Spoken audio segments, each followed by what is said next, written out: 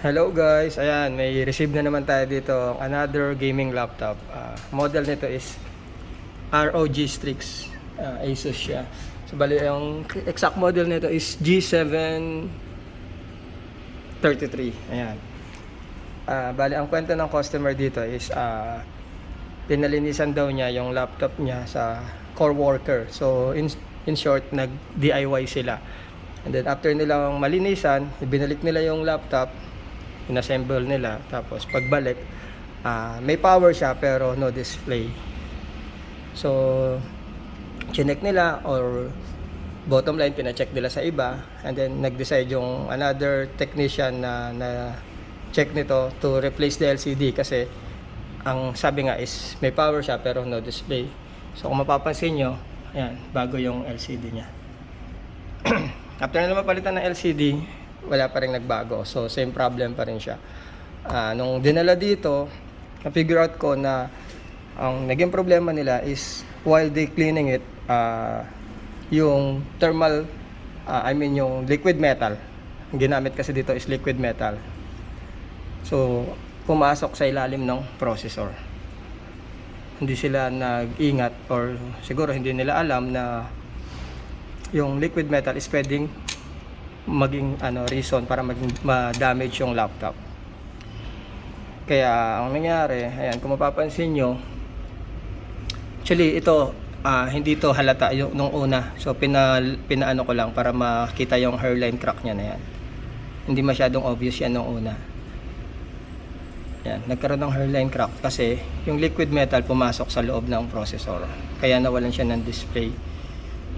So ang lesson learned dito is sa mga gustong magpalinis ng mga laptop, or sa palagay nyo is kailangan na linisin yung mga laptop nyo, be careful kasi hindi lahat ng laptop is pare-pareho. Minsan kasi syempre kung nasanay ka na nagdi-DIY ka, may mga laptop kasi na sobrang selan katulad nito. So doble ingat lang po tayo.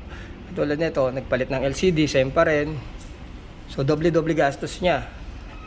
Tapos ngayon, kailangan natin magpalit ng bagong processor, which is ito na yan. Diba?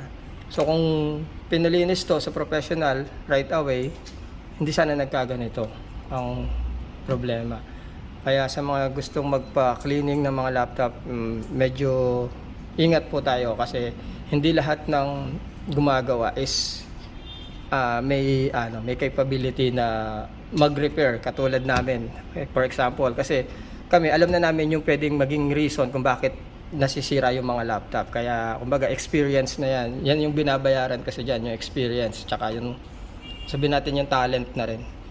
Kaya sa mga nagpapa-repair dyan or nagpapalinis, wag na kayong magtipid. Kung maliit na bagay lang naman, halimbawa, siningil kayo ng 1.5 dun sa kabila, tapos dun sa iba, siningil kayo ng 3.5, reviewin nyo din yung mga page nila, or kung halimbawa naman sa kaibigan nyo, kung hindi naman talaga siya technician, tapos yung laptop nyo katulad nito is worth 100,000, diba?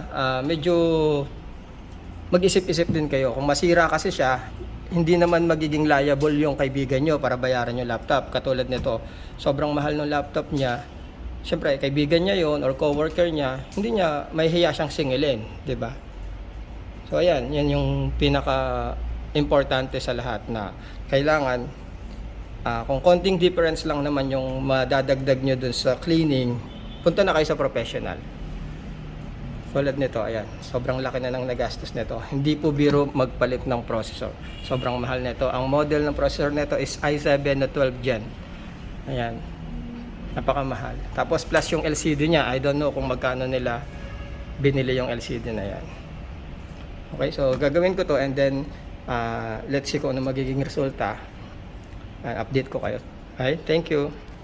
Hello guys, ayan, ito na yung pinalitan natin ng processor.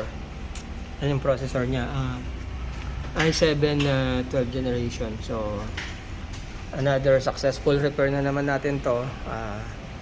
Sa mga nagdi-DIY, ito ano lang pa yung kaibigan. So medyo ingat-ingat lang po tayo sa paglilinis ng mga laptop. So kung afford naman na magbayad sa mga professional para linisin yung laptop, dalhin nyo na sa mga gumagawa talaga. Kasi tulad nito, chinek ko yung price ng laptop na to is 140,000. So, dahil lang sa maling gawa or sa maling paglilinis, ayan, umabot tayo sa ganyang kalaking gastos, di ba? Bali, ang gagawin ko na lang dito is proper full deep cleaning, and then i-check lahat ng function niya. Okay? Thank you. Ayan guys, i-share ko na rin sa inyo kung paano kami mag-proper full deep cleaning ng laptop. Bali, ang ginagawa namin is binabaklas lahat, tapos lahat ng, ayan, yung fans niya, ino-open siya and nililinis ng mabuti. Tapos ang importante dyan is mabaklas talaga yung motherboard. Kasi yung ibang naglilinis, hindi nila tinatanggal yung motherboard sa kaha. So yan, kasi yung likod niya nagkakaroon din ng corrosion. Tsaka yung harap, ayan. So bali, nilinis namin mabuti. Yan, ito, napalitan to ng processor pero hindi siya halata. Kasi walang residue na naiwan. Okay. Mamaya, papakita ko sa inyo kung paano kami naglalagay ng thermal paste at saka thermal pads. Okay. Ayan guys, ganito kami maglagay ng thermal paste, thermal putty at saka thermal pads. Bali, ang procedure kasi ng ganito, dapat alam mo yung thickness or yung original na thickness ng thermal pads niya. Kasi pag hindi, pag nagkamali ka, either makapal or manipis. Kapag manipis, wala siyang bisa. Kapag makapal naman, hindi naman aabot yung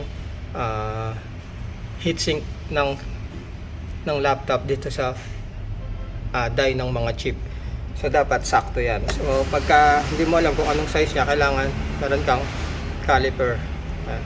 Ito sa ano na ito dito, ang ginamit nila is thermal putty. So thermal putty rin yung nilagay natin. Dito naman actually naka thermal putty din yan. Since mahirapan tayong maglagay ng thermal putty dahil mahaba sila, ang ginawa ko is kinuha ko yung thickness kung gaano kalayo to, tsaka dito sa pinaka coil niya. Yun yung ginamit natin na thermal pads. So ayan, ganyan ang proper procedure ng pag-assembly. Kasi ito yung pinaka-important part niya. After malinisan, kailangan tama yung procedure niyan. When it comes naman sa paggamit ng thermal paste, ang original nito is liquid metal. So, dahil maselan siya, ginagamitan na lang namin ng thermal paste. Basta magandang klase yung thermal paste na gagamitin, hindi naman masyadong malaki yung difference. Maybe 1 to 2 degree. Kasi yung liquid metal, maganda talaga siya. Kaya lang, napaka-delikado sa laptop. So, para ma-avoid natin yung ganung problema, gamit na lang tayo ng thermal paste. Okay? Thank you. Ayan guys, ito na yung ROG Strix natin na pinalitan ng processor. So, ang processor nito is i7 na 12 generation. So, ayan siya. Ito na. So far, detected naman yung GPU niya, tapos functional naman lahat. So, another successful repair na naman to. Sa mga gustong magpa-repair, dito lang kami sa along Commonwealth Avenue, East Fairview, Quezon City. Or i-message nyo lang kami sa Facebook page namin na iRepair Gadgets. Okay? Thank you.